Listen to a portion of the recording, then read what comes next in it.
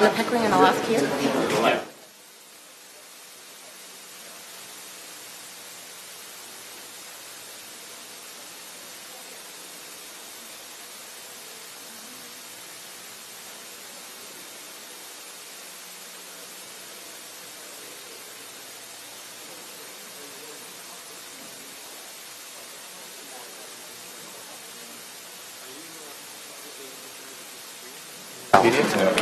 Why does it need to come off? Well, I saw the pictures. They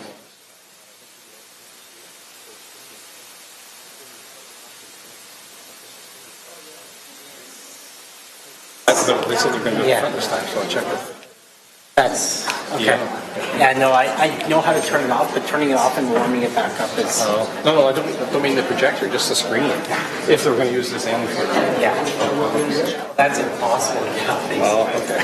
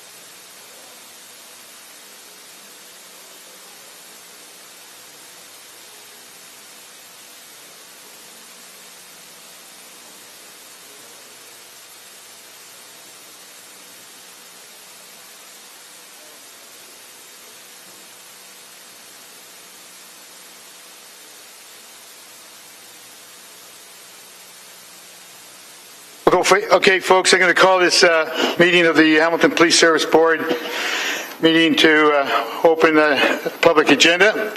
And with that, I call Chief DeCare and Ms. Donna Pickering to the front to make presentations. Chief? Thank you very much, Chair. If we could hold item 2.1, please. We anticipate Donna Pickering arrival very shortly. And if I could ask us then to move to item 2.2, and I would ask the members present from the Pipes and Drums.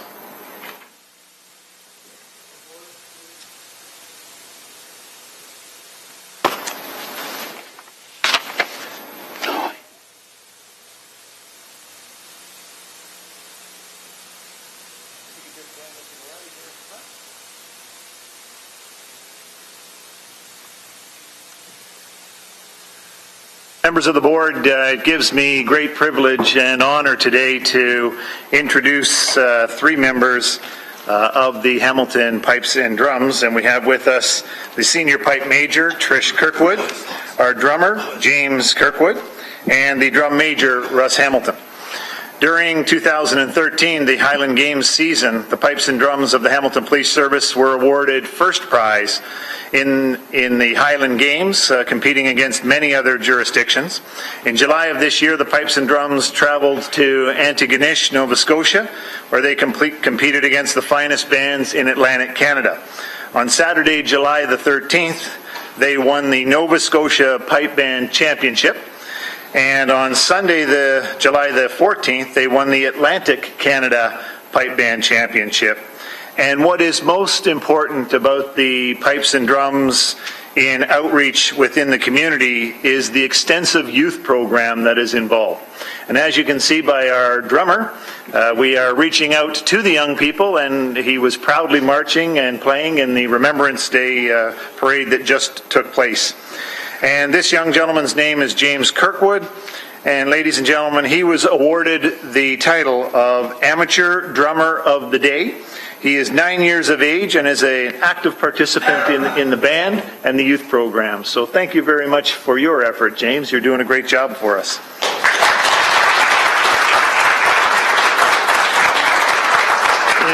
In recognition of their efforts throughout all of 2013, the Pipes and Drums Band Society have awarded the Hamilton Police Service Pipes and Drums the title of Champions Supreme for the year 2013. And we wish to congratulate you on your achievements and thank you for the fine representation of the Hamilton Police Service.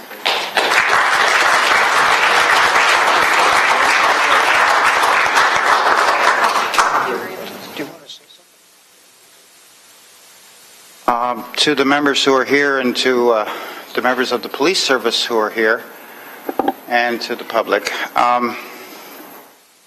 it's really a privilege for us to represent the city. We're civilians. We're dedicated to our hobby, and we have worked hard enough to make our hobby something that we're extremely proud of. Probably one of the most significant items this year was when we went to Antigonish and won the Atlantic Championship. They have a small parade through the town. People were looking at us and saying, "Oh," because our bass drum reads HPBD. And they said, "The Halifax Police Pipe Band is here." You can rest assured we set them straight real quick. I would like to thank the Chief and the members of the Hamilton Police Service for the support they give us. We appreciate this.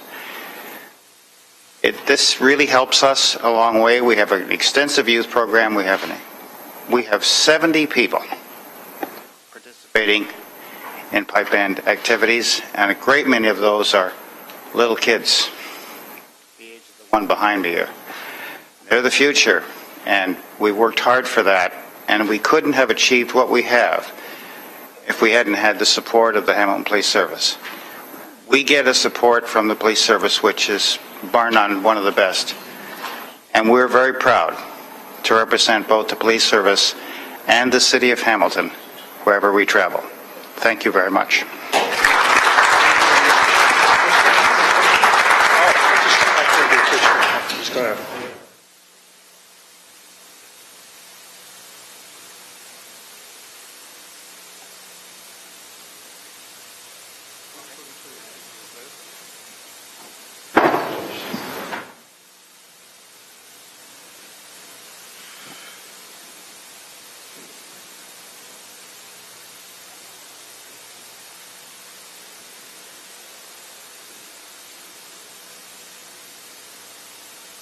Go here. This is here.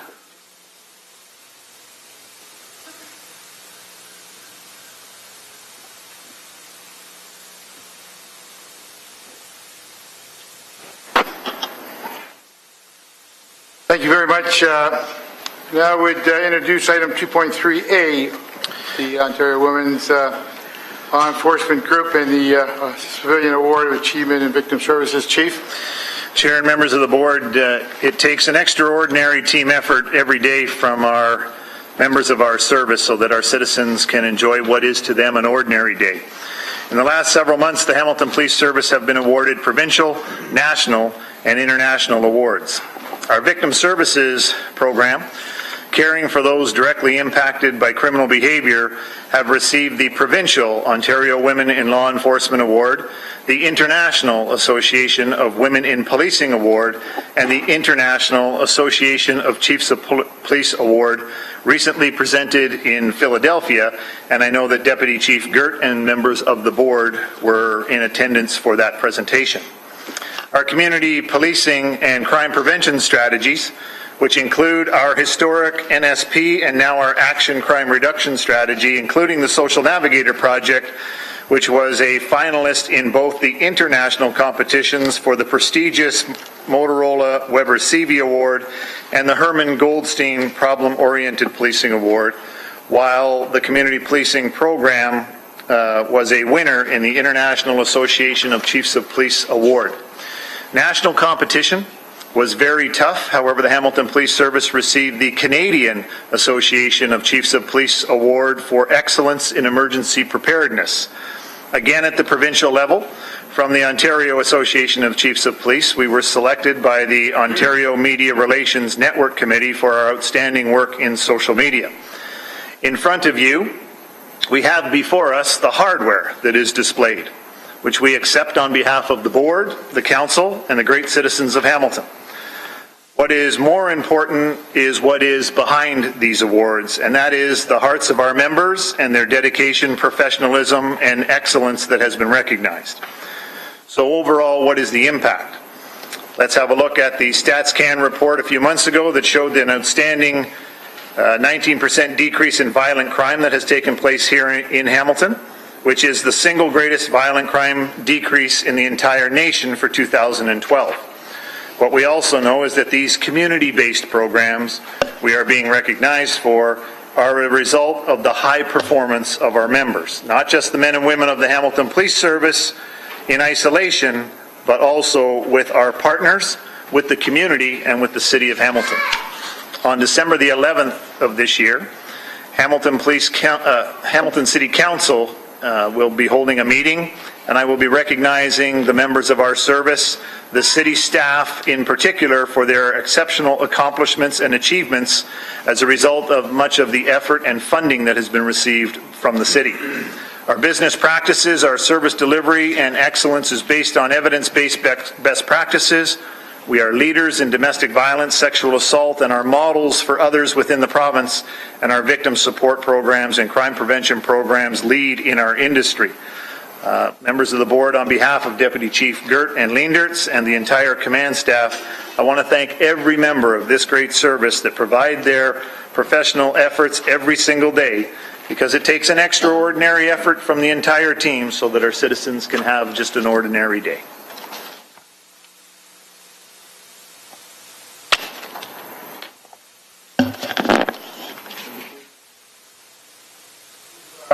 Do I call someone?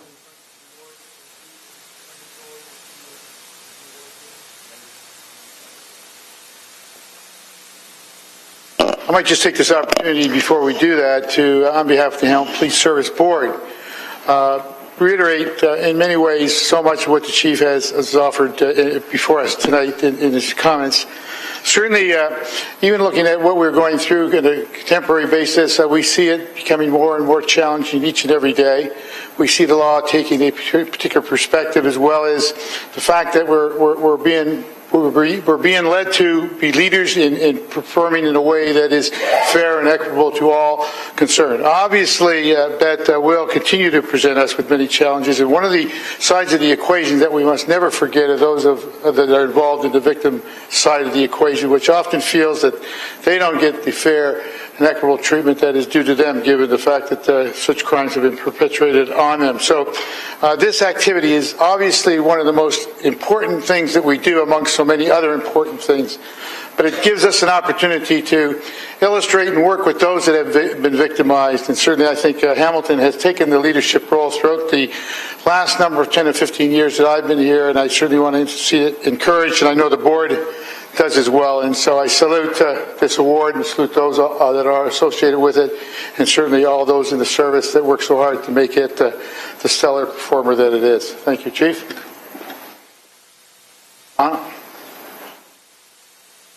Good afternoon, Police Service Board Chair, Police Service Board members, Chief DeCare, Deputy Chief Gert, Deputy Chief Leendertz, senior officers, ladies and gentlemen. My name is Maggie Schoen, and I'm the Chief's Executive Officer. Today, I would like to present 3 Members of the Month awards. For the first Members of the Month award, I would like to call forward Sergeant John Pauls, Acting Sergeant Jamie Thompson, and Constable Brian Clavel. These officers are being recognized for their exemplary service for the following. On June 19, 2013, at 11:20 a.m., they responded to shots fired at St. Joseph's Elementary School, located on Locke Street South in the City of Hamilton. Information was received that the suspects were firing what appeared to be guns at the school from the south side across the alley. All schools in the area were placed in lockdown due to the possible active shooter outside of the school. As the officers exited their vehicles, they could hear shots being fired and the classroom windows being struck. The officers immediately reacted to an active shooter scenario. Together, they moved towards the sound of the gunshots, placing themselves between the children and the shooters. As terrified teachers and students lay sprawled on the floors in the hallway, huddled together, shaking and crying, the officers were able to locate and arrest 7 individuals and recover all guns that were involved. No injuries reported. Further investigation revealed these guns used in the incident were in fact pellet guns fired by a group of teens in an adjacent backyard. These officers are being commended for their bravery. They attended this call believing that there was an active shooter at a school. They did not hesitate to put themselves in harm's way to perform their duties. Their commitment was to the students and the teachers of St. Joseph's Elementary School. Congratulations for a job well done.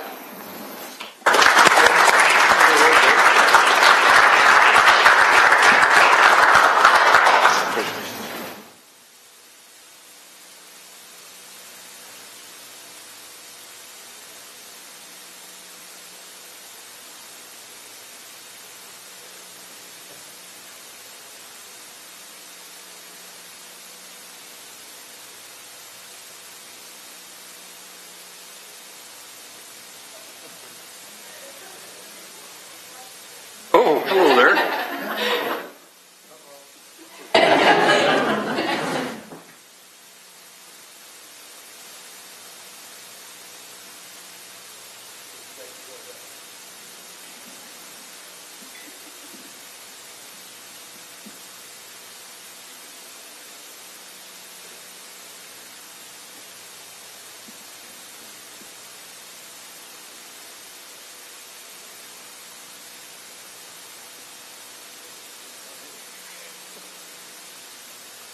I would now like to ask Officers John Van Owen and Mark Wright to please come forward for the second Members of the Month Award.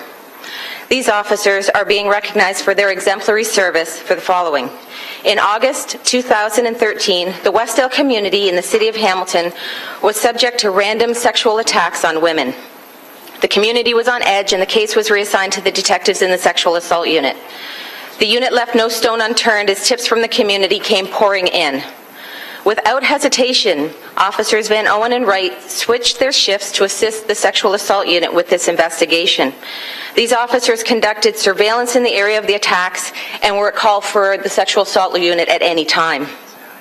They had a key piece to identify the suspect, as he was possibly had a nickname of Ace.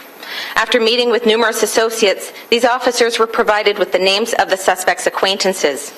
The officers spoke to one of the acquaintances, and through that conversation, a location for the suspect was gained. The officers attended that location, arrested the suspect, and charged him with 2 counts of sexual assault.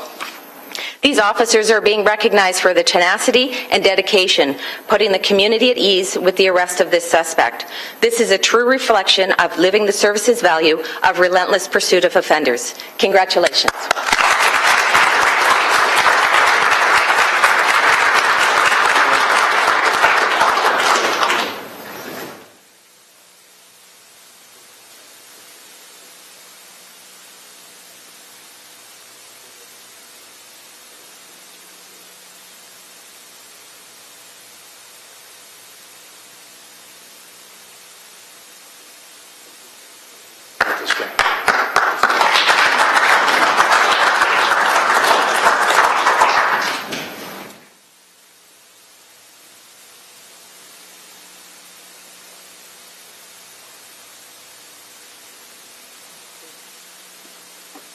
For the third and final Members of the Month Award, I would like to call to the front Officers Matt Oakes, Mike McSween, Tom Hutton, and Brian Stewart. If any of you have been reading the newspaper recently, this wonderful story has been captured. The officers are being recognized for their exemplary service for the following. In the early morning hours of Friday, September 13, 2013, officers responded to a residence in the City of Hamilton regarding a woman who was in labor and needing assistance. As officers arrived, the contractions were only 10 seconds apart and immediate action was required. Without hesitation, the team went to work. Mom was provided immediate comfort. A makeshift delivery room was quickly set up in a bedroom. Officer Hutton calmed and reassured the concerned and excited family members that mom and baby were in good and competent hands, while also providing direction and information to the awaiting EMS. Officer Stewart resourcefully gathered towels, sheets, and a cool face cloth as Officer Oakes took position to deliver the child. Officer McSween provided comfort by holding mom's hand and applying the cool face cloth to her forehead. Within seconds, a beautiful, healthy baby girl was brought into the world, into the waiting arms of Officer Oakes. The officers remained calm under extreme pressure. They provided assistance and compassion to mom, her family, and were able to reduce their stress and anxiety. Their quick thinking, teamwork, and actions resulted in the successful delivery of a healthy baby girl named Daphne. Mom and Daphne are here today. Congratulations.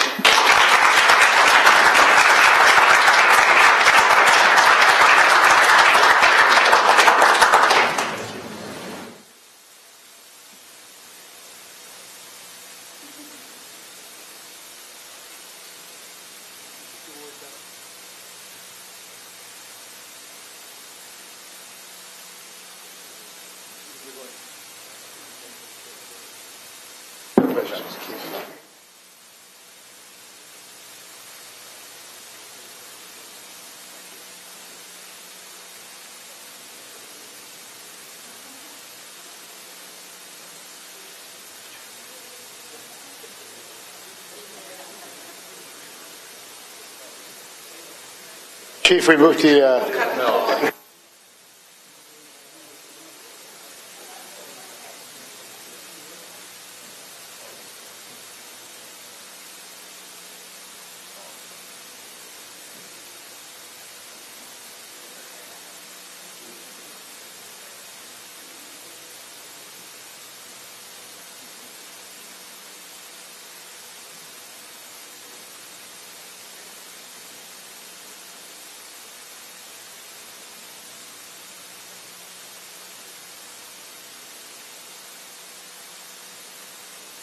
Thank you very much.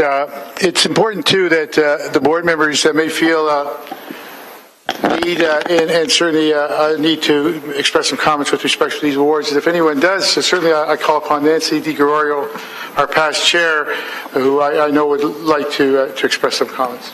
Thank you, Mr. Chair. It's just a comment with regards to the international awards. I had the honor of being in Philadelphia with a couple of the other board members who were at the ceremonies, and we were just overwhelmed at the number of individuals who came up to us and reminded us of the fact that winning 3 international awards by a police service is unprecedented. These awards are highly sought after.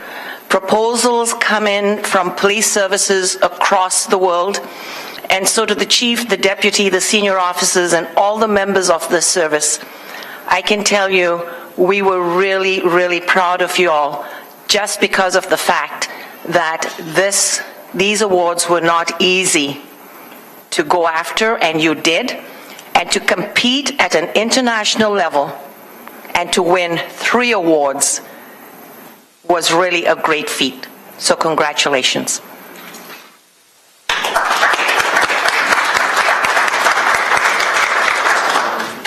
Thank you, Nancy. Any other questions or comments? Okay, I'd like to, we're a little bit behind here because someone has not shown up yet, Donna. So I'm going to move right to the delegation request and call Shaker to the podium. Shaker here. Okay, thank you. Welcome, Shaker, well known to us and certainly to the community. And I understand that you may request or you're asking for 5 extra minutes. Is that correct? We would ask you to try to hold to the line. Thank you very much.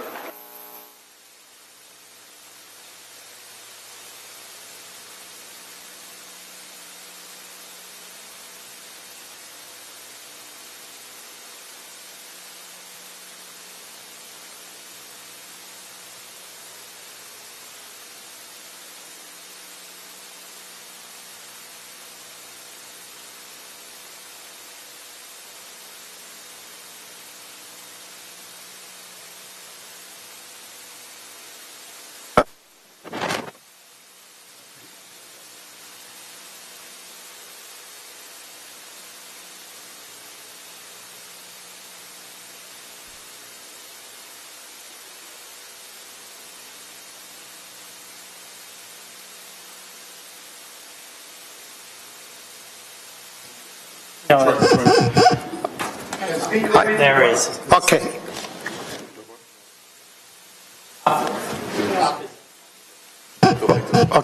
Okay, thank you. Mr. Chairman, to avoid any kind of my accent, I have written up my complete speech so that nobody has any kind of ambiguity what I would be saying. Having said that, Mr. Chairman, I worked for the city over 34 years as an accountant and an acting manager. During my tenure, I am very familiar with the accounting and budgeting and preparation of financial statements. Given all these things, the past few years, on and off, I was involved with the police budget. But until 2013, when the public debate took place regarding the police budget, and that public debate tarnished our great force image. With that one, I deeply involved with the police budget. And with that one, I identify certain inaccuracies. Item 1, in 2011, there was an audit report by the internal audit report done by the City of Hamilton internal auditor. That audit number, audit 11034 citywide. In it, certain recommendations have been done. And those recommendations never, to my knowledge, neither implemented nor followed. One of which is annual submission of certain accounts. That process hasn't happened. That's number 1. Number 2, I am extremely familiar with the Police Act, particularly Section 39(1) related to the financial and budget estimates. With that, nowhere it says Police Board must not have any external audit.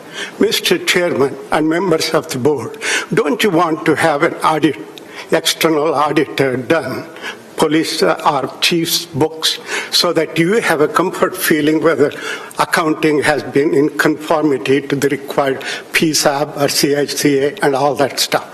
That process hasn't been happened. You are pushing up to $150 million, yet there is no independent certificate, such as libraries, not even 1 quarter, BIA, not even 100. Take Conservation Authority, take Hamilton Housing. They all have independent external auditors done and issue them independent audit certification. To me, that is very important for the chief and to the members of the board to have a comfort feeling, so that not only you will have a comfort feeling, but to the taxpayers at large, such as me. That's number 1. And number 2. Number 3, I go through this and I get always some kind of an answer.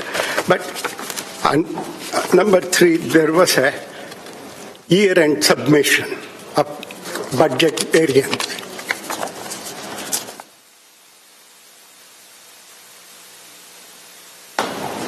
Anything I did?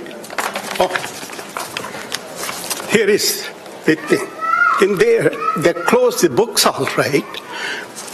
What happened was they overspent $266. And that one, what they did, there are several, as I have explained in my speech, overexpended. In some account, they pick the sick leave and draw down $266 and close the books all right. That is debit equal to credit. Question is, that's a book entry. As an accountant, for me, is very, very disturbing. That's not the way to close the books. And that leads to, if you have taken 2011 and 2010, you had a healthy surplus.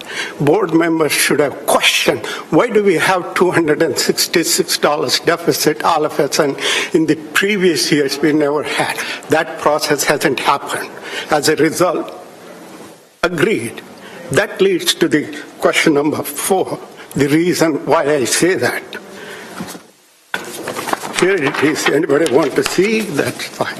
Then, question 4. This is for me as an accountant and as a taxpayer.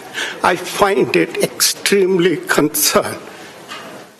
Police chief, members of the board, I'm not quite sure you know, in my attachment as a backup, I show all that in. I got all this information from your own website.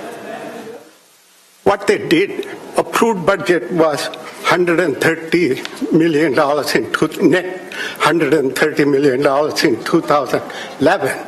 But when you are going into 2012, what they have done, they increased the base and build up a new base in 2012 and reduce the percent of increase to 3.4. But if you have taken what was board and city council approved, that percentage would have been a lot higher.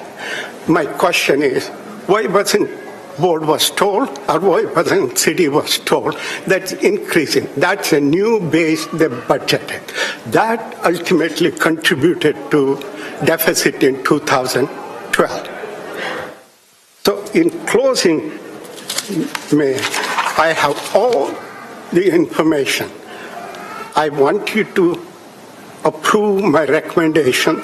I take the leading role to help police chief to come up with 1% increase in 2014, because I don't want to see any more public debate tarnishing our great force.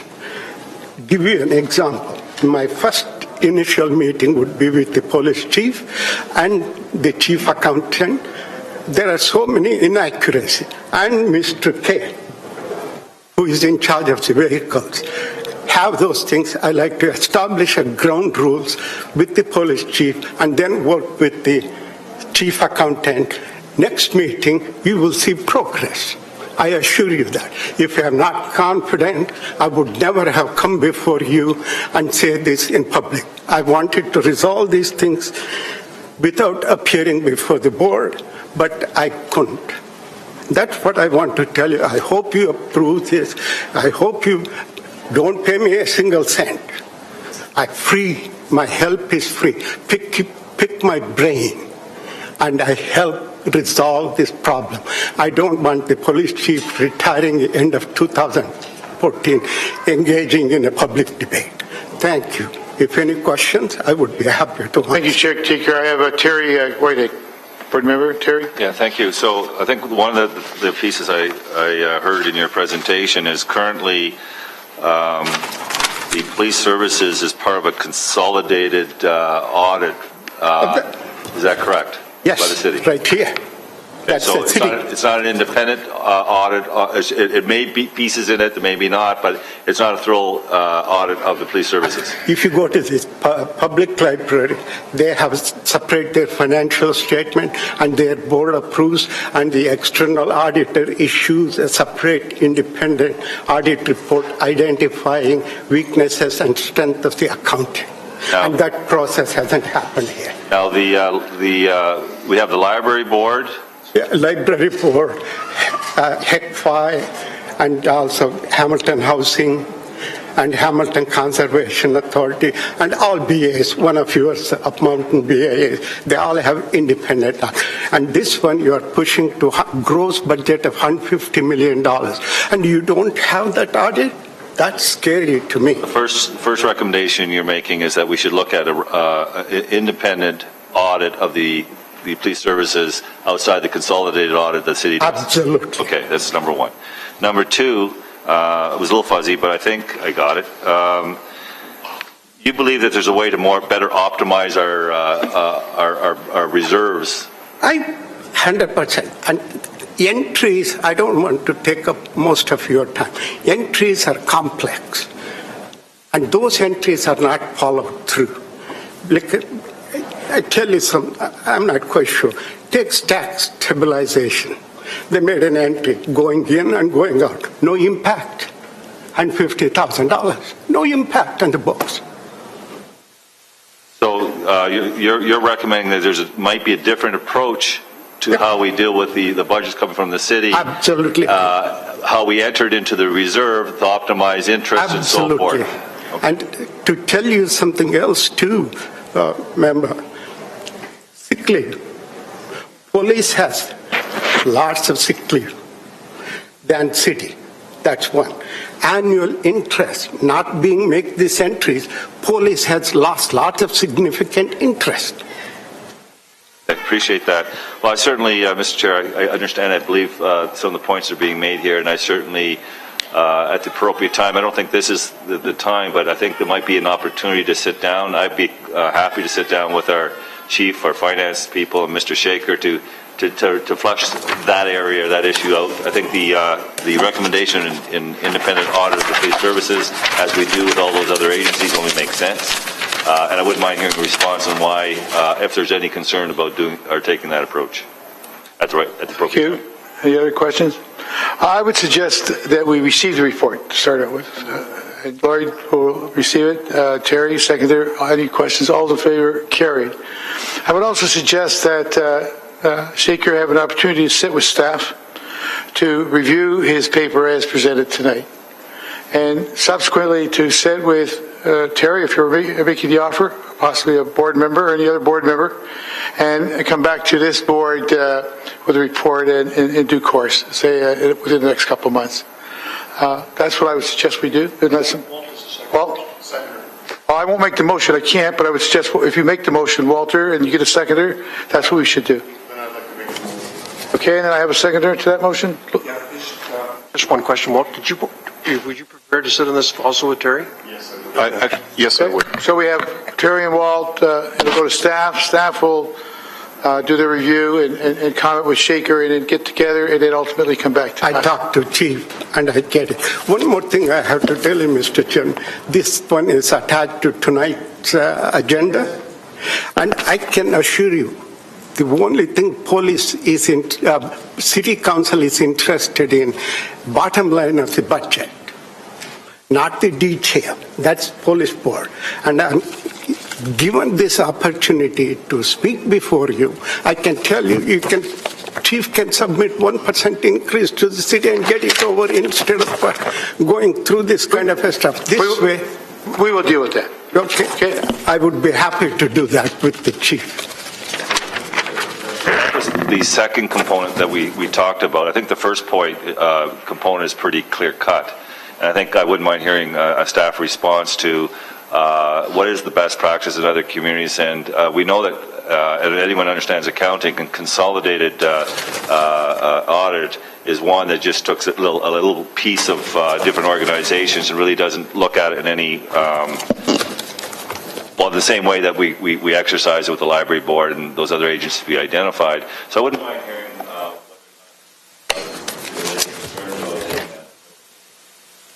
I think there's 4 fundamental points that Shaker's brought forward, and we'll address all 4 when we get into these sessions. Is that correct? Thank you, Mr. Chairman. I would be happy to help.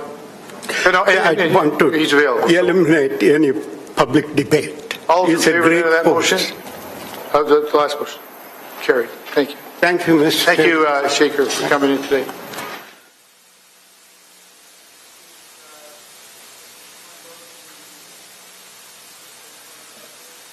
The next presentation for the board, I would ask Rita and Debbie to join us for the presentation.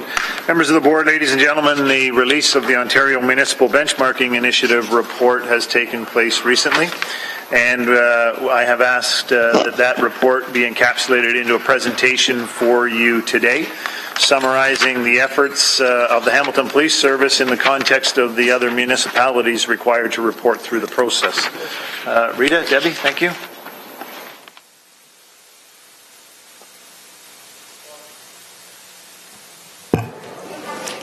Mr. Chairman, members of the board, Chief, Deputy Chief, senior officers, ladies and gentlemen. On October 17th, the City Manager's Office released the 2012 Ontario Municipal Benchmarking Performance Measurement Report. This is a public report that compares performance data about services provided by municipalities. The purpose of this presentation is to provide some background about this initiative and to highlight the results of the 8 police measures included in this report. My name is Debbie Gifford, and I'm the research analyst in the corporate planning branch. And my co-presenter is Rita Lee Irvin, and she's the manager of corporate planning.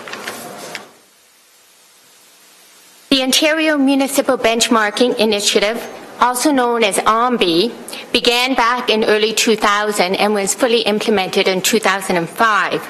At that time, Ontario Police Services provided information on 21 different performance measures.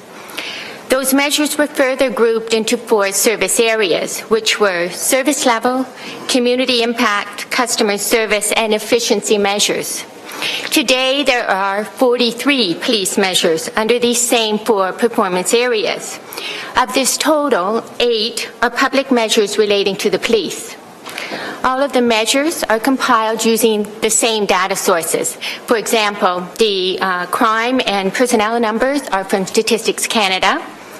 The population is provided by each municipality, and the financial data are right from the city's financial information returns. There is also a data dictionary included, as well as influencing factors that should be considered when reviewing the results. To put things in perspective, it's important to start with the population. The population used by OMBI is provided by each municipality and reflects that municipality's view on projected growth in their area. This means that projection methodologies can be different when calculating the population.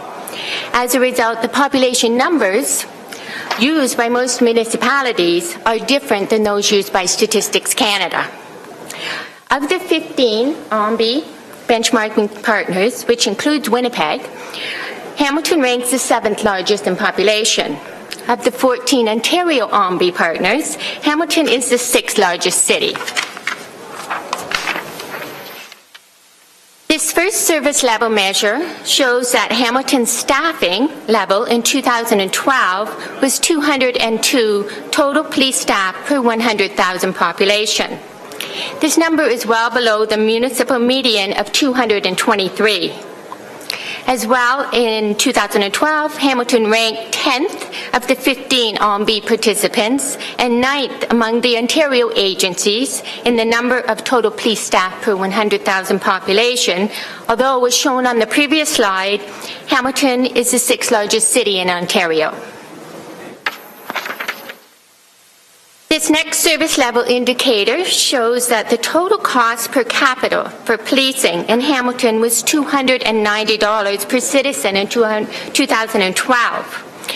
Since staffing cost makes up the majority of policing costs, there is usually a strong correlation between those services with higher staffing levels and those with higher policing costs.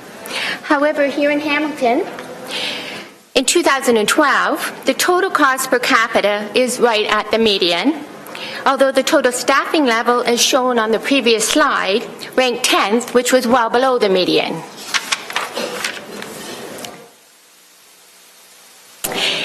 This next measure, the total crime rate, is a community impact measure. It quantifies the volume of crime per 100,000 population. In 2012, Hamilton's total crime rate of 5,002 offenses per 100,000 population is well above the municipal median of 4,474. Hamilton ranks 7th highest of the 15 OMBI participants and 6th highest of the Ontario OMBI Police Services. Total Crime Severity Index is another community impact measure. It quantifies the seriousness of crime. In 2012, Hamilton's total CSI of 71 points remains above the municipal median of 64 points. Hamilton ranks 6th highest of the 14 OMBI participants or 5th highest of the 13 Ontario OMBI participants. Now Rita will finish off the presentation.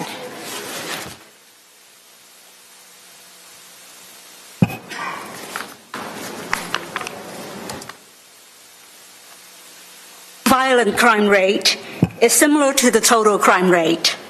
It is a community impact measure that looks at the volume of violent crime against a person per 100,000 population. Last year, Hamilton's violent crime rate of 1,039 offenses per 100,000 population remains stable, but above the municipal median of 886 offenses per 100,000 population. And it ranked 6th highest overall and 5th highest among the Ontario agencies. But what is truly remarkable is the large decrease in the violent crime rate between 2010 and 2012. Hamilton reported the largest decrease of 23% of all the reporting agencies over the last 3 years, and the second largest decrease of 18% over the past 2 years. This is indeed a very positive result. Violent Crime Severity Index is another community impact measure. Similar to the total CSI, it measures the seriousness of violent crime. In 2012, Hamilton's violent CSI was 77 points. It ranks 5th highest overall and 4th highest among the Ontario agencies, and is above the municipal median of 66 points. In addition, a remarkable decline of 22 points in the violent CSI is recorded in the last 3 years. This is the single largest decline of all the RMB reporting agencies. Next, the violent crime clearance rate measures the percentage of violent crime that has been cleared by the officers, either by charges or otherwise. It is considered a customer service measure by RMB. In 2012, 60% of the violent crimes in Hamilton were cleared. This figure is quite a bit below the median of 72%. In fact, Hamilton ranks second lowest in this category in 2012 and 2011, and the lowest in 2010 among the Ontario RMB agencies. This perhaps is an indication that there are not enough officers to do the required follow-up investigations when compared to customer service levels results of other police agencies. This last graph shows the number of criminal code incidents per officer. That is the number of cases each officer handles, excluding traffic incidents. It is an efficiency measure. As Debbie mentioned before, Hamilton ranked 10th in the total staffing level last year when compared to the other agencies. However, Hamilton officers have the 4th highest caseload, following London, Thunder Bay, and Winnipeg. In other words, Hamilton officers can be considered as being very efficient and also very productive in terms of the caseload. A brief summary. Notable positive community impact results show that Hamilton had the largest decrease in the violent crime rate of all of the reporting agencies in the last 3 years. The second largest decline in the violent crime rate in the last 2 years, and also the second largest drop in the violent CSI over the past 3 years. However, Hamilton faces a lot of challenges as well. In terms of the efficiency measure as well as the service level measure. Hamilton ranks 10th in the total number of staff per 100,000 population, although it is the 6th largest city in Ontario with crime rates well over the municipal medians. Hamilton also ranked at the median in the total operating cost per capita. However, despite having the 6th lowest staffing level across municipalities. Officers are providing efficient services and high productivity by handling the fourth highest caseload. Further, some more challenges. The total crime rate ranks 7th highest and remains well above the municipal median. And the total CSI ranks 6th highest and remains above the median as well. And then the violent crime rate ranks 6th highest overall and remains well above the municipal median. And the violent CSI ranks 5th highest and remains above the municipal median.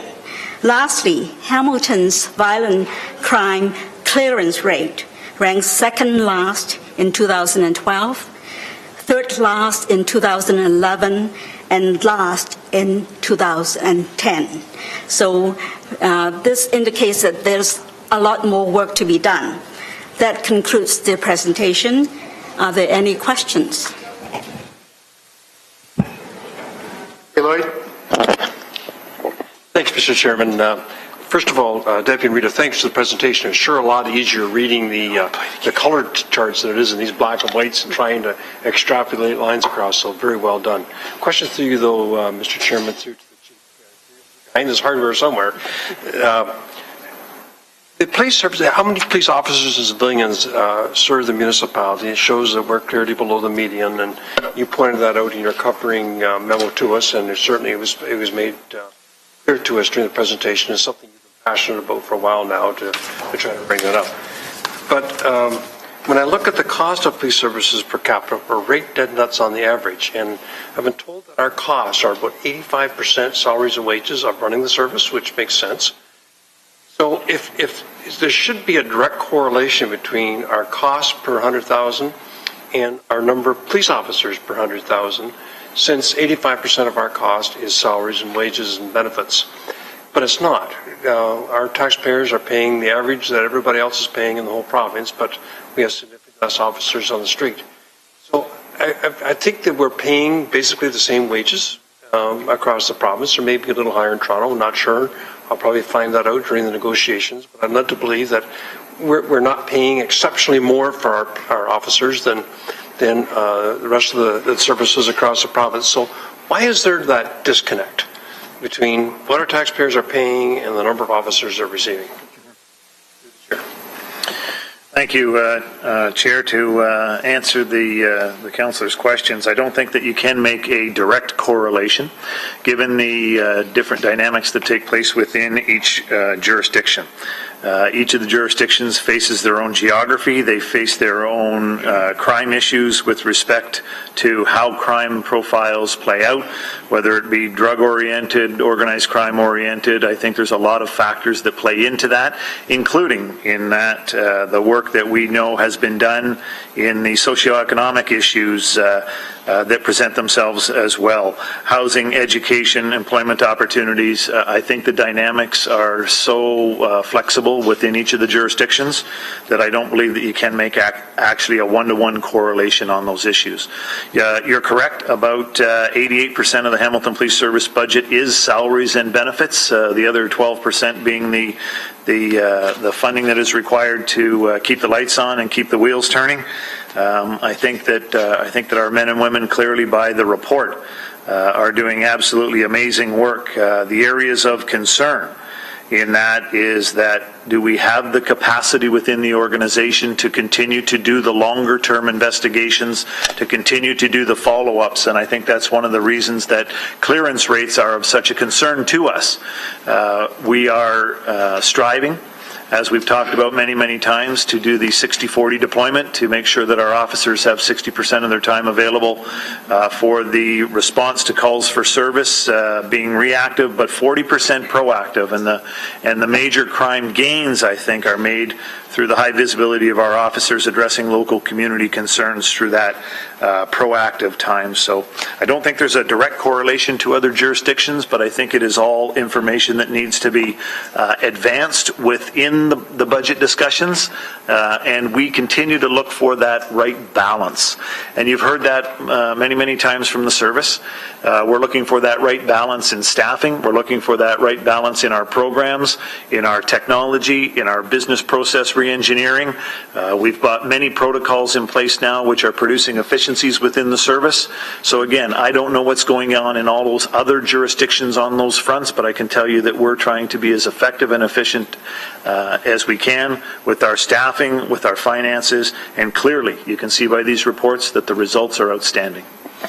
Okay, thank you for that. I can understand Toronto being different than everybody else, but I look at all the other municipalities, I don't see where there are a lot of differences. So I'm just still a little concerned about that disconnect between the cost per capita and the number of officers per capita that are out there. But I do want to commend you and the whole service for the excellent results in violent crimes and your clearance rates. I think you guys are obviously doing exceptional work in that area, and it's something we should all be very proud of. So those are all my questions for now, Mr. Chairman.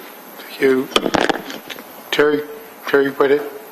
Yeah, I've got a few questions. First one, of course, is I didn't notice Peel, which is a significant police force with Brampton, Mississauga, on any of these comparatives. Why is that? Peel was one of the original benchmarking partners way back. However, 2 years ago, they decided to drop out of the RMB, and so they are not included in the benchmarking process. Okay, but we've had numbers from Peel in the past, is that correct? Yes, previous to 2009. How many of these comparators, when you're looking at OMBI, have a horse brigade? Question again. How many of these, when you look at the comparators, because the comparators tell the story, and I think we just heard a differential of the dollars and the cost and the average, and it's not correlating to some of these stats. So what I'm trying to determine when I look at the stats is we do some things differently than other police services, and other police services do things differently than we do. For example, we have we have a horse unit. How many? Windsor, London, some of these comparators you put on that screen, how many of them have horse units? I cannot answer that question. Perhaps, Fair enough. But I'm just trying to show that the numbers could change when you take a look at where you define priorities within the police service.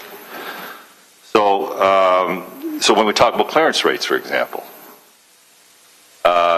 clearly the clearance rates, if you have more officers dedicated for that particular purpose, you may have a higher, and I think you're making that argument, you can have a higher clearance rate. Is that correct? That's correct. As you know, the purpose of any benchmarking process is to look at improvement areas and look at best practices. So here we really look at that question very carefully. We look at the dynamics between the service level, the efficiency measure, as well as the other customer service level. So in this case, we are seeing that the policing ratio to staff is really, we're way below the median. However, the cost, we are at the median. And then we are very efficient by handling the fourth highest caseload. So something is not right in that mix. Then we can draw perhaps an indication. We're looking at all the indication that perhaps is driven by the staffing level. Is the level that is not there to do the follow-up investigations, which is a really big component of any police offenses, or any offenses. You have to dedicate some service to that. Appreciate it. So basically, what could affect those numbers, there's not just the amount of officers you have within the jurisdiction, but how you allocate them. Is that correct, through the chair? No, I don't think you can make that. Okay, well, then let's go back to the horse unit. We have a horse unit. A lot of those comparators do not. We set that as a priority, correct, through the chair. We, as a police services, we set that as a priority. the question clearly, from my perspective, if in fact those 5 officers were released and were able to deal with some of those other shortfalls, would we have different numbers on that chart? Clearly, it's hard to compare because many of the other communities do not have a horse unit. Chair, I'll be happy to help out, Chair, if I may. One could make that analogy. That's true. But at the same time, when any of those jurisdictions would have demonstrations and protests, they would be taking the 30 or 40 officers that are required to do the demonstration and the protest, and they would be moving them over to look after that, whereas we don't have to do that. Every Friday and Saturday night in the entertainment district, where we would have to put on the ground some 10, 12, 14, 15 officers, we don't have to do that. So those officers are out doing the calls for service. They're doing the investigations. So in the balance of everything that has to get done by the service, we have prioritized this, keeping in mind that one of the reasons behind the mounted unit, and the deputy is here that started and created the unit moving forward. We have the Pan Am Games coming up, where we will expect there will be protests that will occur, as we saw in the Olympics, as we have seen in any major venue of this order of magnitude. We would expect that we will have less of a deployment of officers in those, because we will be maximizing the efficiency of people on horseback. And I appreciate that, Mr. Chair. The point I'm making is, quite frankly, when you're doing comparatives, certain communities set certain priorities. And they're different in regards to their operations. I think we can all agree on that. And the reason I'm asking the question is just to highlight that we've made decisions that may impact on some of those numbers relative to other communities we're compared with, because they don't have the same units, as an example.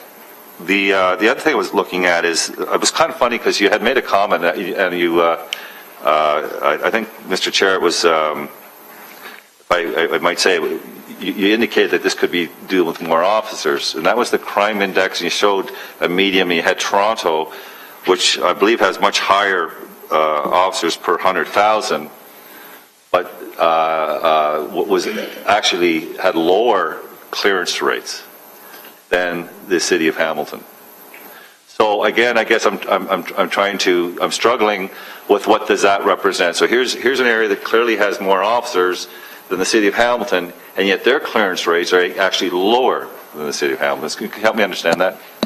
One of the issues that contributes to that, Chair, through you, is clearly the requirements of the collective bargaining agreement. The collective bargaining agreement requiring 2-person cars, 7 at night till 3 in the morning, and previously that was a 12-hour period, 7 to 7.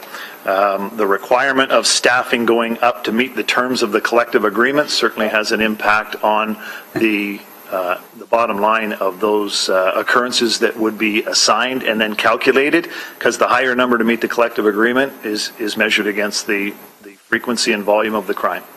So then I guess collective agreements is another variable in regards to having impact on these numbers. Is that what I'm understanding? Yes. Thank you. The other thing, when I look at Windsor, Peel, we know, has a lower. Has Peel got a lower number? Because the last numbers I had from Peel were lower per 100,000. Do we have that number? Officers per 100,000? Well, we did get Peel subsequent years earlier. Is that the OMBI numbers? Yes, this is OMBI. What year was it? This is that was during the 2013 budget? Yeah, but there's 5 years there on the chart. Correct. Yeah, so Peel is Peel part of all 5 years? So I have 2009, 2008, and 2007. Right, so Peel hasn't been in OMBI since 2009. Okay, I'm just trying to understand that we have communities, again, like Windsor, Peel, Ottawa. They're all in there. They're all part of it. Yep. But they have less officers per 100,000. And yet, there's a difference in regards to the crime index and so forth. In some cases, Windsor and London, who have more officers per capita, are almost at the same level in the overall crime index. Is that correct, through the chair? They also...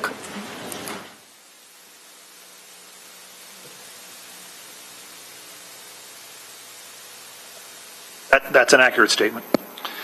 And the only last piece I wanted to clarify, because we did the provincial, but you did mention where we rank nationally, right? In regards to how many officers per 100,000? You touched on that? Number 8th or 6th? Or was it just the OMBI stuff?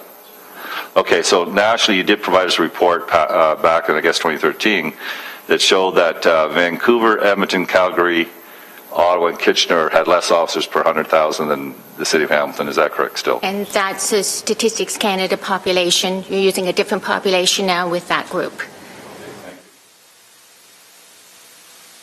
Any other questions? Okay, can I have a motion to receive Councillor Ferguson and Nancy? All those in favor? Carried. Thank you. Thanks very much, Rita. Thank you, Debbie. Rita, Deborah, thank you very much. Thank you. Okay, we move to declarations of interest. Hearing none, I'll move to the consent agenda as distributed. Move to receive the consent agenda. Are there any items there? Yeah, go ahead. Okay, first of all, on 4.4A, is it okay to talk about that now, Mr. Chair? Yes. Okay. First of all, I just want to thank the finance staff for giving us the year-to-date budget and the actuals year-to-date.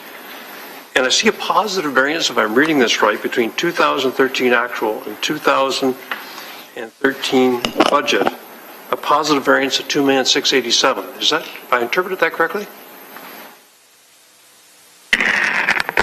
Through you, Chair.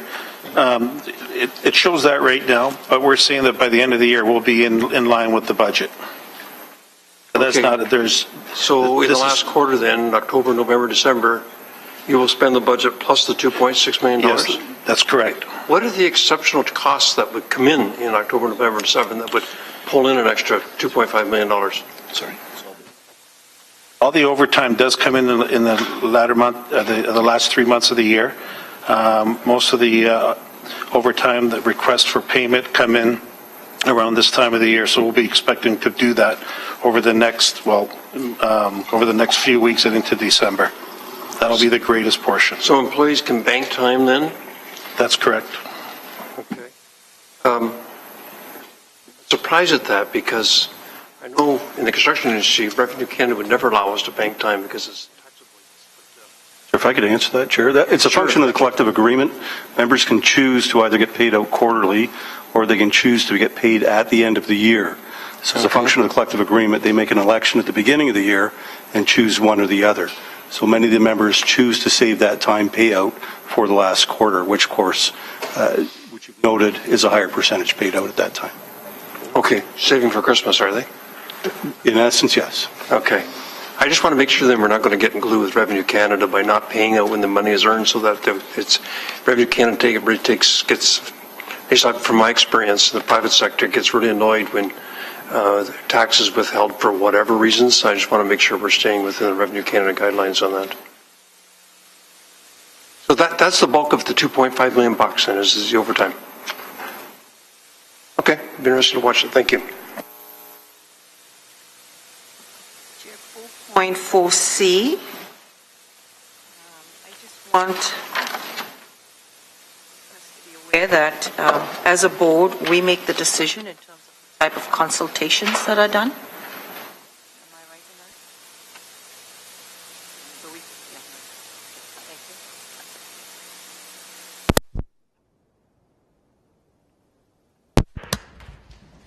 Mike's got a phone board, turn down the tasers. Is that correct? Yeah, I believe at this time they have made a decision that they're not going to proceed. The language usually, we're not going to provide the funds. Okay, is there any move to Irene, Madeline, all of the thank you. Go to the discussion agenda now. The major item is the vehicle provincial cooperative return to the police chief. Chair, members of the board, we have here available to speak to the specifics of the issue Superintendent Shea and our manager in the area, Mr. Dan Coleman. This is a request for the board to pre-approve the purchase of vehicles This is an annual report that is brought forward to the board at this time. The reason for bringing this forward in advance of the budget discussions is we participate in the Provincial Cooperative Purchasing Group in order to maximize the benefits of mass purchases by police agencies and municipalities across the province. The Provincial Cooperative Purchasing Mechanism was established, and we bring forward our requests for vehicles so that we can get in line with all other services, and it assists the manufacturers in producing the amount of equipment that is required to be produced, but at the lowest possible prices to the municipalities. We anticipate for next year an expenditure of $1.3 million in the acquisition of vehicles.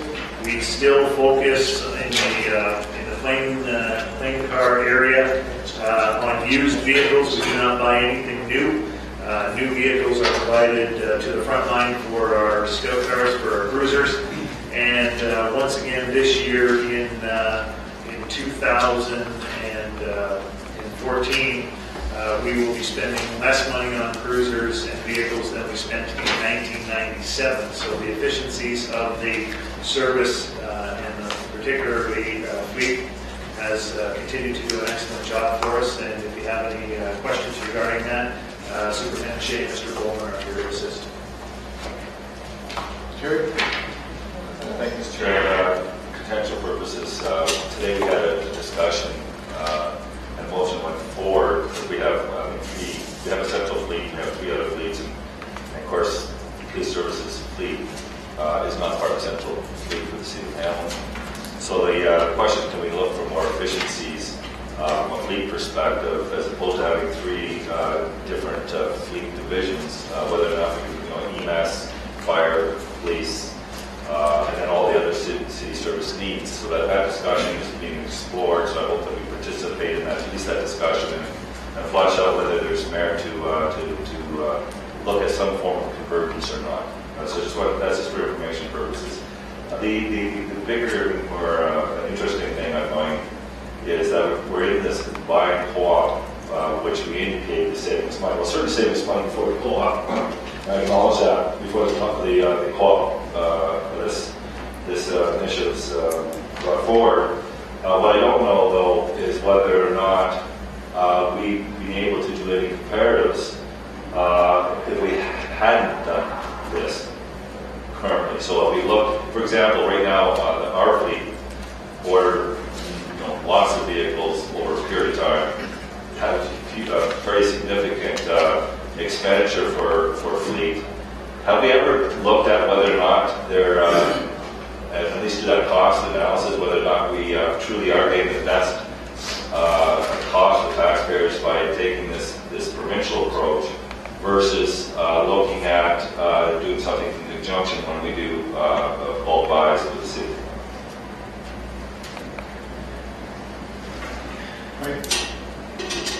Mr. Chair, I can tell you that the pricing that we have for our frontline uniform cruisers, I'll sort of take a step backwards because the fire department had asked if they could be part of our cooperative because the cost for vehicles is that much more reasonable through the police cooperative. And I'll turn it over to Dan because we did attempt to make purchases on behalf of the Hamilton Fire Department. We weren't allowed to do that. And that was about 3 or 4 years ago at that request. But in regard to the cooperative, Dan sits there as our representative, so hopefully we can.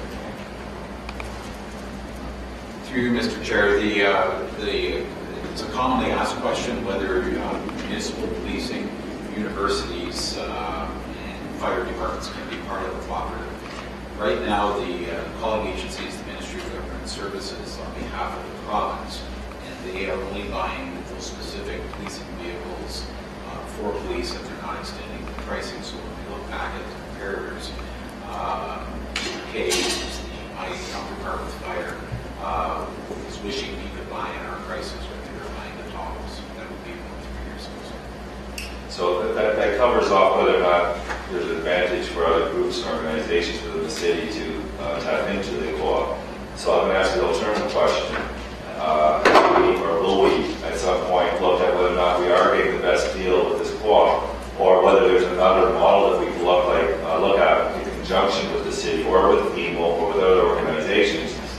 to do bulk buys for fleet. Chair, through you, I understand the councilor's point, and we're always looking for ways to maximize the purchasing power of the tax dollar. But I would think that we would have to be expending money to do research on establishing things that we can't establish. What would be the price of a vehicle that we weren't in the cooperative? We're going to expend time and effort to do research to get a price that we would be negotiating. I don't know how we would go about that process. I get the point, but I'm just not sure there's any validity in putting that time and effort and resource into doing the research for prices that we won't be able to establish. And what would you charge us if we didn't do this? Mr. Chair, I would really appreciate that comment. What I'm suggesting, you've got to start somewhere. If you're looking at continue evolving to look for the best price for the taxpayer, sometimes it's very difficult to understand whether there's a benefit until you actually exercise it. But I guess it goes back to my original comment that there are communities now looking at bigger and larger bulk buying. We just introduced our own fleet department who's looking at, by the way, EMAS fire cannot be part of that. So they're looking at whether or not there is some merit. So all that direction is being given to our city staff. I don't know how much work the police would, other than to cooperate and participate. But I'm hoping that we continue to not resting on laurels in regards to what the good practice we have now, but whether we can improve on it by ensuring that we continue looking at alternatives and other options to lower that cost. So I think it's just the principle of participating in that process.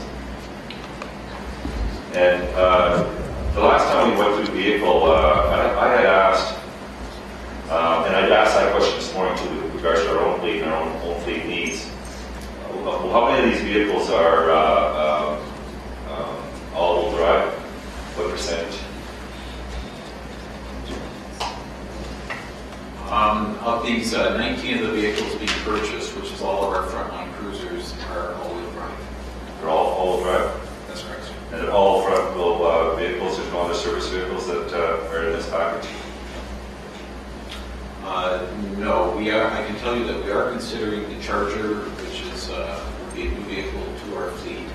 That is a rear-wheel drive vehicle right now, but it will be offered as a police package. The demand in the province is for all-wheel drive. I did ask the question of Ford Rav how many of their vehicles sold in policing were the all-wheel drive, and it was around 95%. So Chrysler has responded, and they will be offering an all-wheel drive vehicle around the year. And we've done our assessment in regards to fuel consumption and maintenance on all-wheel drive versus two-wheel drive. The all-wheel drive vehicles are fairly new into the fleet, so from a maintenance perspective, so far we haven't seen any failures. It appears to be a very strong unit. From a fuel consumption, the numbers were almost identical between the all-wheel and the standard front-wheel drive vehicle. I appreciate that. Those are my questions. Thank you, Mr. Chairman. So you to Dr. Dan. What's the average price for the 18 cruisers we paid to do?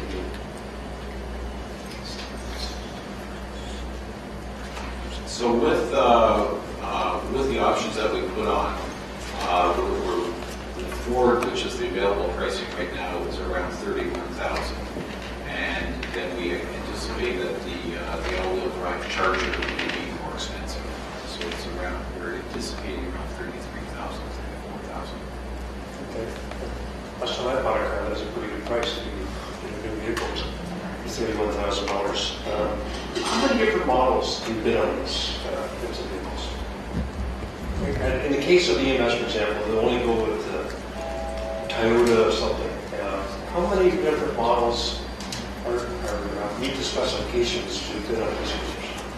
So right now in North America, there's two models that the Ford offers: the Interceptor, which is the Taurus. They also have a utility vehicle, which is on the same platform as the Taurus, and then the Charger is the only other one. General Motors was going to reintroduce the Caprice, which was a long-standing vehicle, but it's manufactured in Australia and they've not been able to get the tariffs straight back in Canada. So those are the only two available police package options at this time. So there's, I barely hear you, Dan, so there's two different models available, they're both from the same manufacturer, right? No, the Charger is a Chrysler product. The Charger isn't necessarily on the market yet, or it is? It is. It's available. So there's three models with two manufacturers in it? That's correct. Okay. Okay, so you're comfortable that we're good at getting this through a competitive process? Absolutely. The buying power of the whole province, including the OPP, is there, and we're getting a very, very good deal on this. We always have. The volume is there, and I believe we're seeing very nice things. Okay. Sounds like $31,000, Mr. Chairman, is a pretty reasonable price. And all-wheel drive does make sense because the inspector police officers should be able to snowstorms to respond to calls, and they can't do that. It's a famous Tyler commercial with the thief and the police car stuck in the snow, and the four-wheel drive, that wouldn't happen. And so I appreciate I'm comfortable with it. Yeah, there's some extra flashing lights on it too, so. Okay, Walter, I was just going to say that, ask a little the same different than the pricing, but are the tires, is there a particular specification for police cars when it comes to the actual, regarding the tires? Through you, Mr. Chair, we do buy a pursuit-rated tire for our police vehicles, and each of the major manufacturers does offer that, so it's good. It's a competitive bid on that. So, but that's not part of the purchasing of the vehicle itself, is that correct, Mr. Chair? Through you, Mr. Chair, the vehicles arrive with pursuit tires on them, so the additional tires that we purchase after those ones are we buy. I stand corrected, Mr. Chair. Thank you. We have no further questions. Can I have a motion to move? Lloyd, Irene, all those in favor? Carried. Thank you. 5.2 is correspondence from Carolyn Dickey to the board with respect to West Street. I just want to draw to your attention if the item you see it, 13D, or C. Request to make the Hamilton Police Service Board to provide a report to the General to outline their concern relative to security and safety. So when we receive this, we should also approve sending them a report because that's the will of this board. We're asking for a report from us. Is this an operational question? Well, you know, hold on. That would be an operational issue. I'm trying to get the wrong item. Mr. Chair, we're lost here. No, we're not lost. I am. Lost. Okay, I have the halfway house item before you. Okay, and I'll any conversation. Floyd? Yeah, just close question if I can to the discussion. Excuse me. Let me just take the chair back for a minute. I discussed this thinking it was page right. It's not. So I'm coming right back to page 1. And so we're looking at the correctional staff, a letter from City Council to us. And I'm putting it to you for your consideration. Thank you, Mr. Chairman. To the Chief, there's quite a discussion at the council table about the changing of the staffing at the halfway house in North Boulevard from trained correctional staff to security guards was the way to explain to us. So we thought we should be armed with the right statistics. And hence this letter that was sent from Carol over to Police Services to get some information on how many calls of service do you have for the halfway house versus the Salvation Army. We have some residences there also. Can you share with the board any of the findings now, or do you want to wait till you send a letter back to council? I would like to address the component of this, which is before you in this memo, which is to report back regarding concerns, the board's concerns. The service would recognize, first of all, that this is entirely a decision of Corrections Canada. It is entirely a labor issue within their organization, bound by their collective agreements and their responsibilities for the safety and security of those that are bound by conditions and that are living in that home. So the police service takes no position on on staff. I'd be happy to provide information to the board for the board to then consider if you would like to make that response. Yeah, that was response to council. That was specifically the question to Mr. Chairman and Chief that I had. Is MC, but asking for statistics. Requesting Adrian Health Police Services to provide a report to the GIC outlining the concern developed with the safety and security. So what are the statistics like on the halfway house as it relates to the persons who are in there? Have we experienced, there was that one terrible crime that happened in Jackson Square with someone who was in that facility. But generally, what's the statistics look like for the halfway house? I'd be happy to provide that information to the board. We do have, from 2004, the attack that took place at Jackson Square. Over an 8-year period, the calls for service to the correction facility looked like about 14 calls per year over that 8-year period. Generally, I would characterize those as administrative breaches of conditions that result in the arrest of offenders. There is not statistically a preponderance of violence to that address associated to the corrections facility. That said, we police all of the facilities in the city the same way. We will respond to any calls of or concerns of violence, and we are working in concert, cooperation with Corrections Canada, because we have a on-site officer there that works with them that helps to monitor any of the people that are bound by conditions. So I think we have the appropriate protocols in place to be monitoring, and by looking at the history of 8 years, about 14 calls per year to that audience. Okay, and the 14 calls is not extraordinary, so it doesn't concern you at this facility? I would say that the service is consistently concerned with any type of crime in any jurisdiction, but no, it is not a preponderance of violence associated to that address. Okay, and you're reporting that back to council and to the general We'll advise the board. The request is to the board. Okay, so you're going to provide another report beyond what we have on us tonight. Right. Okay, so it's understood that your file report and will to us, and we will. I just want to make sure that coming back to Terry. Mr. Chair, you would know this probably better than anyone.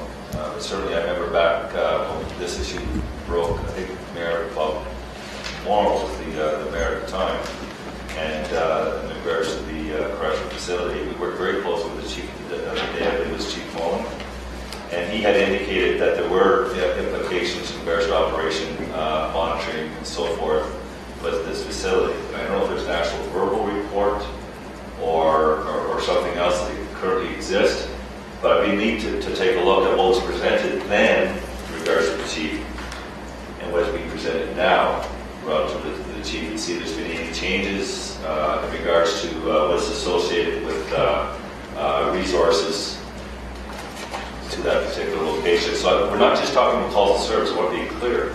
And you know that, Mr. Mayor, Mr. Chair, that there was high risk of people that came into this community, that correction facility, that halfway house, that were monitored even when they left. And that's what we were told back then. I'm not sure if that's still the practice, that's an operational issue, but obviously the city's trying to understand, the city being council, is trying to understand when you're looking at a taxpayer, and you're looking at who funds what.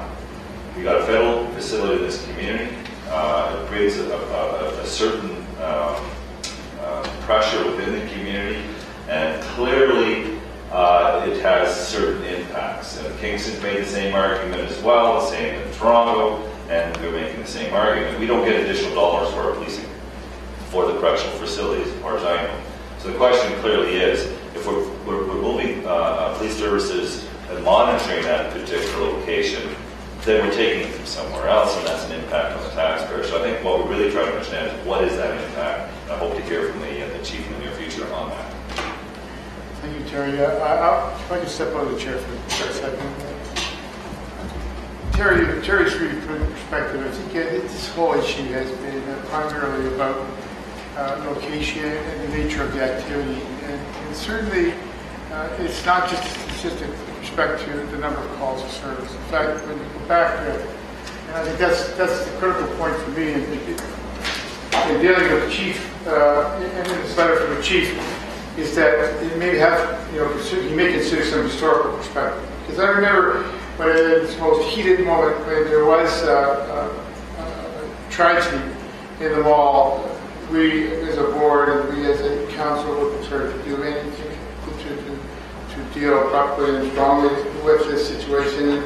I remember at the time, over some considerable period of time, we were able to get, I think, Chief, you may recall, the federal government paid for the services of Sean Ross, one of our officers, to be at that unit on an ongoing basis. It didn't take away the stigma of the fact that we as a city are doing our share when you look at the red dots with federal rehabilitation facilities that are placed throughout this community. It didn't take that stigma away, and so it was one of where we need to look at the density, doing our fair share. And I mean, in crafting the letter, obviously the chief, that's your challenge, should take into consideration, in my mind, that this has had a long historical perspective. With some indication, a promise that they would move it, and move it eventually. That has not occurred. And so that's really the challenge. That as a council, and as a councilman, I can tell you we've always moved to have no more of those facilities locally. We've done our share. And certainly, and not to get into the dogfight of saying it's okay, your ward is not mine. I think that's something we didn't want to start with as well. And so it's a matter of expressing ourselves very clearly that we do have concerns with respect to, from a council perspective, that obviously is something that the chief will have to express as he sees it from an operational perspective. Take a chair. Any other items? And can I have a motion to item 13, 5.2, move it? Terry? Alan? Any questions? All those in favor? Carry it.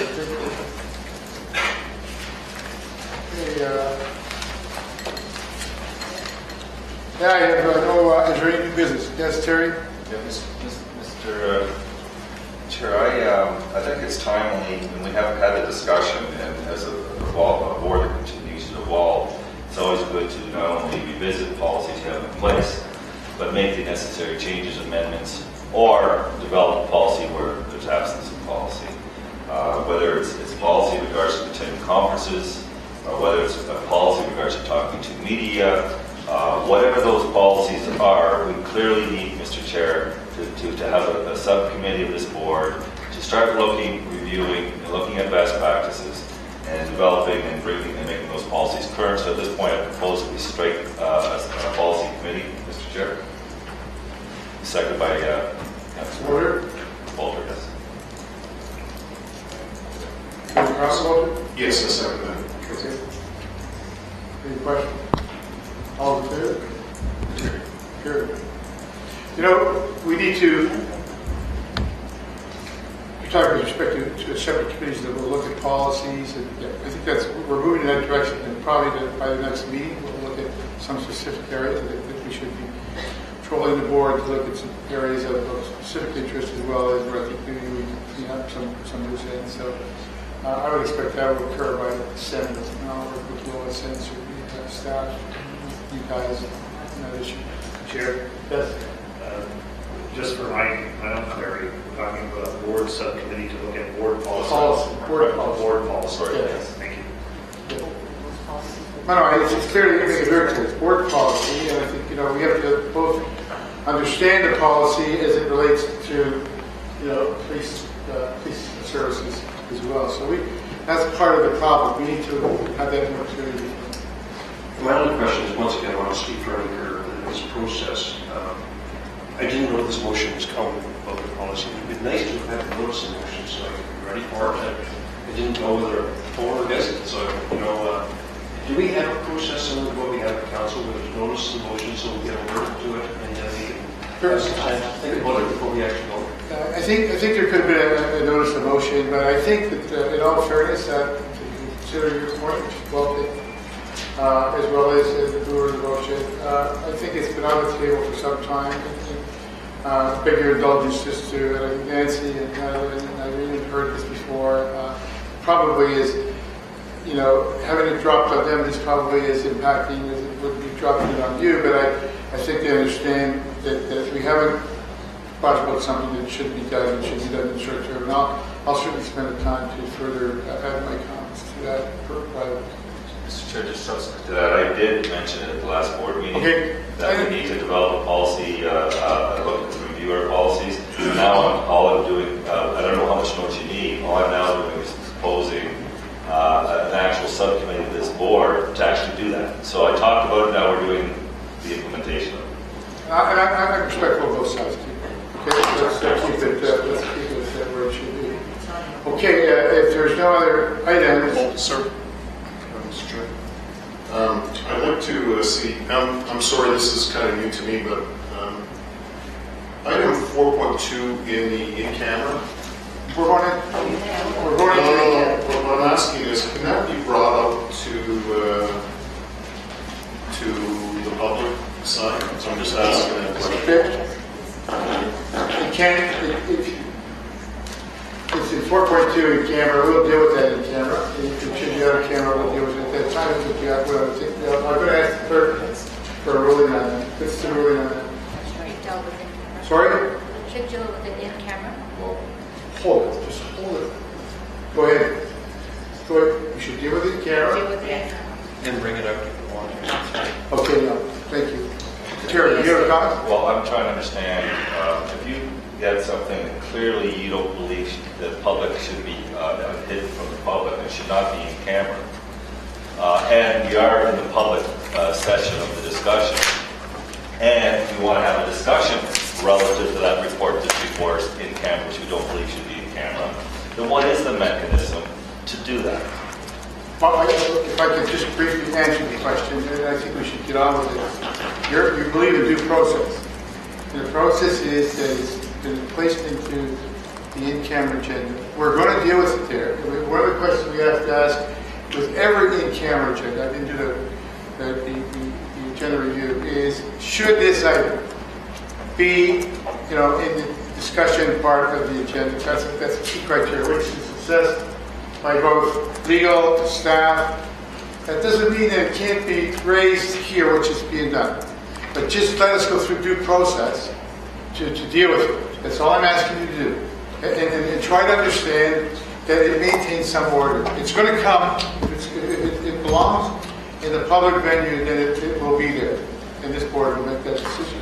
Mr. Chair, I'm just trying to understand, and I appreciate that. The question clearly to me, for me, is why is it in camera? Can that be answered? We're going to get a response when we deal with it in camera.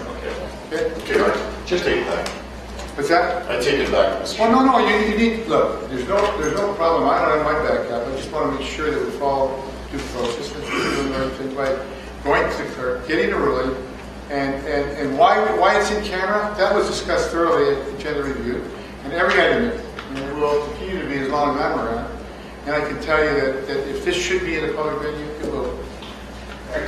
Go one at a time, okay? Mr. Chair, it is due process because we as a board know that we have had a number of things in camera which perhaps should have been in a public agenda, but we follow due process. I can say this, I have raised the exact same questions. I appreciate you all raising this. Why is this in front of the camera? So the chief had a reason for it, agenda review. I think you need to hear that reason in camera, and then after some discussion there, we can move it into a public session at the end of this meeting. Okay, thanks for your indulgence. I would move that we have adjourned. Terry, Madeline, all those in favor? Terry, move adjourned. We'll be back here in 10 minutes.